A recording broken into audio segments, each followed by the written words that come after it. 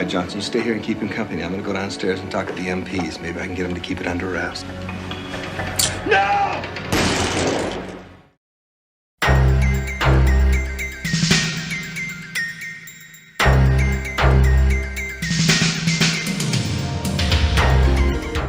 Okay, we're talking Saigon Part 2, Episode 2 from Season 2 of Tour of Duty.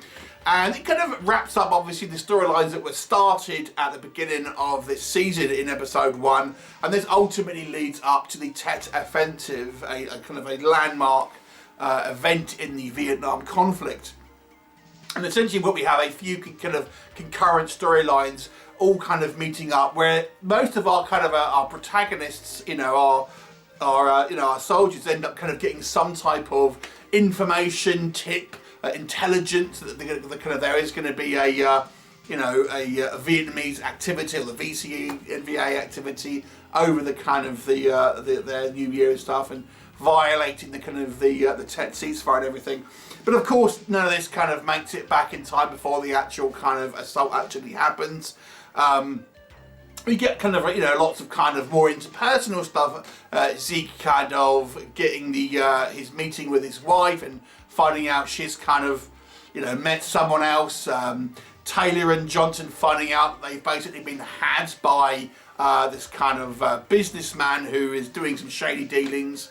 We get a kind of a fairly kind of tense scene in a hotel where we have a GI who has been ceding information unwillingly to the kind of the VC, really, and ends up kind of in a quite kind of tense and dramatic sequence, which I've got to say was pretty kind of well acted.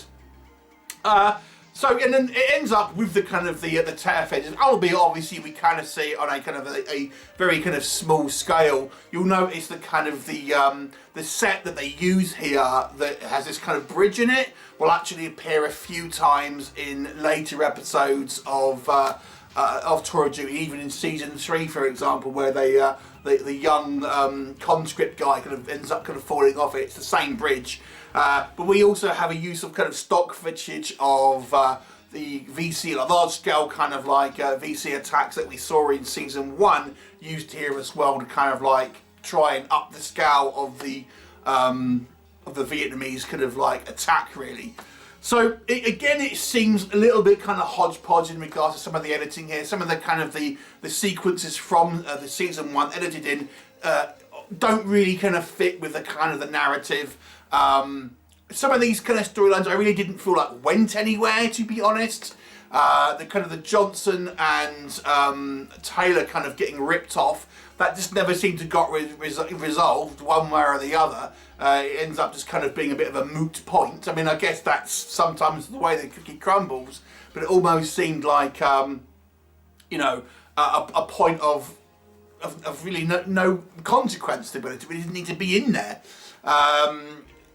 We get kind of Ruiz and Purcell end up kind of trying to pick up a couple of girls, and they both end up being VC. Got a couple of notable guest stars in this one. Leo Rossi is our kind of sleazy businessman who also has his kind of daughter turn up and stuff. You've also got smaller appearances from Kelly Hugh and James Hong, both of whom have appeared in multiple kind of episodes as different characters. I guess they think we won't notice. But you know, there's plenty of kind of smaller roles, and you'll notice like the same kind of like actors they use for the kind of the VC pop up time and time again. There's always one with a comically big mustache. I always spot him. You know, this episode again, it seems a little disjointed to me. I didn't think it was a particularly kind of strong episode. I think maybe some of the kind of the dramatic stuff is a little better than part 1, but I think this particular kind of season didn't start off with the greatest kind of like first couple of episodes.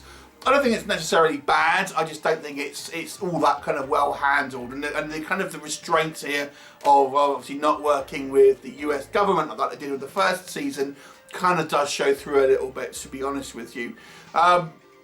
But overall, I would give this a 6 out of 10, because I do think there is some good acting on display here, and some of the kind of the more emotive scenes I think do kind of make this a slightly stronger episode than the previous one. 6 out of 10. Have you seen it? What did you think of it? Leave me a comment, and I shall look forward to seeing you next time. Bye for now.